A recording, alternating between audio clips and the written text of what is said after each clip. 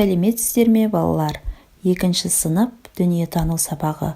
Бүгінгі сабағымыздың тақырыбы ежелгі қала отырар.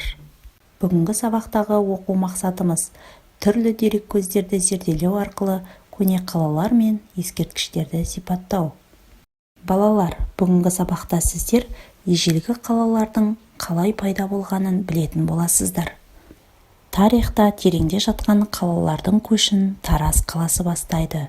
Көне Тараз шаһары Ұлы Жібек жолының орнында айрықша орны бар қалалардың бірі болып саналады.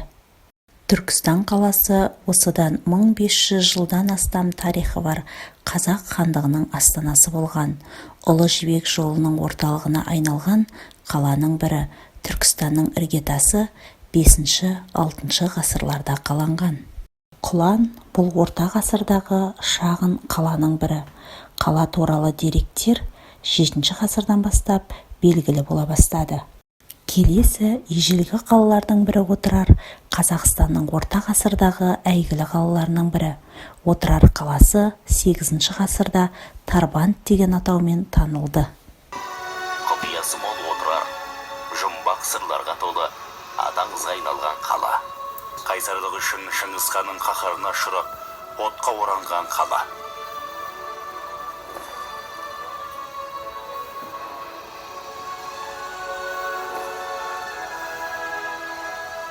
Оның құпиялары әлі ашыла қоймаған.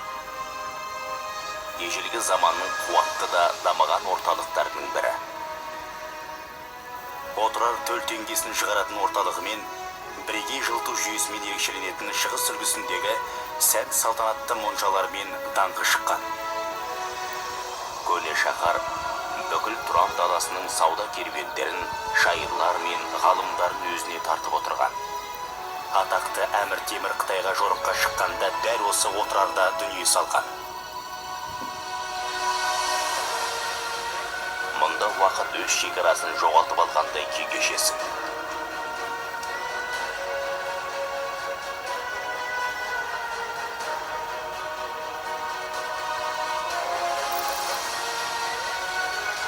Көне отырар төбенің айналасындағы қорғандар ежелгі заманнан бері осында жасырынған қазына жайлы аңыздар таралып келген. Аңызға айналған отырардың бай қазынасымен сен де таныс бол. Балалар, біз ежелгі қалалардың қалай пайда болғаны туралы мағлұматтар алдық. Ендеше оқулығымыздың 99 бетіне назар аударайық. Суретте қазба жұмыстарымен ашылған ежелгі отырар қаласы берілген. Археологтер табылған әрбір затты зерделеу үстінде екен. Қазбалардан қыш ыдыстар, әшекейлер, темірден, алтыннан соғылған бұйымдар табылды. Бұл отырар қаласында ағаш, темір, қыш бұйымын жасайтын шеберлер тұратынының дәлелі болып табылады. Қыштан бұйым жасайтын шеберлерді көзеші дейді. Суретте көзешілердің жасаған ыдыстары бейнеленген. Археологтер отырардан күміс тиындардың қоймасын тапты. Демек, мұнда күміс тиындарды шекейтін теңге сарайы болған. Күміс бетін әшекейлеу үшін оған арнайы құралмен өрнек салады. Оны шеку деп атайды. Алтын, күміс, асыл тастармен жұмыс істейтін шеберді зергер дейді.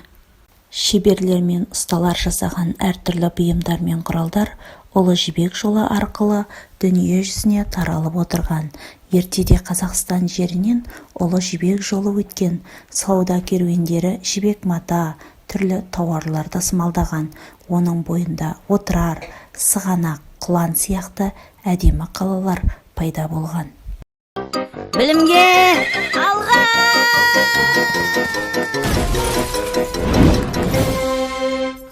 Балалар, әлемдегі Александриядан кейінгі екінші үлкен кітапхана қазақ жерінде Отырар қаласында болғанын білесіңдер ме? Отырар кітапханасы Шыңғыс хан шапқыншылығы кезінде жоғалып кетті. Мұнда ежелгі сына жазумен жазылған папирус орама қағаздарынан бастап, орта ғасырлық Европа, Араб және Қытай ғылым оқымыстыларының шығармалары жинақталған. Әлемге әйгілі Әл-Фараби бабамыз осы кітапханада білім нәрінен сусындап өскен көрінеді. Жоғалған Отырар кітапханасын табу үшін зерттеу жұмыстары әлі күнге дейін жүргізілуде. Қанекей балалар, барлығымыз оқулықтағы 101 бетке назар аударайық. Суретке қарай отырып, зерттеу жүргізіп көрейік. Яғни, темір ұстасы мен көзешінің қалай жұмыс істеп жатқанын сипаттап айтайық.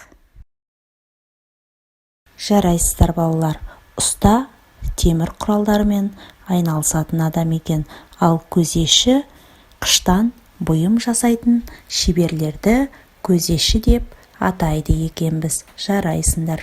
Жарайсыздар балалар. Бүгінгі сабақ бойынша не түйгенімізді топтастыру әдісі арқылы ортаға салайық. Мен сіздерге қазір түрлі сауалдар қоямын. Сіздер жауап беруге әзір отырамыз.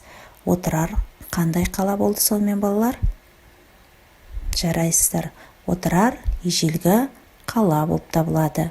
Қандай көне қалаларды білеміз? Жарайсыңдар балалар. Отырар қаласында қандай бұйымдар табылды? Керемет. Қыштан бұйымдар жасайтын шеберді кім дейміз? Жарайсыңдар. Ағаш шеберлері, темір шеберлері, зергерлер, олардың еңбектерінің бір-біріне ұқсастығы бар ма? Керемет.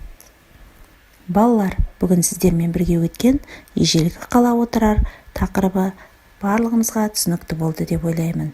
Келесі кездескенше сау болыңыздар.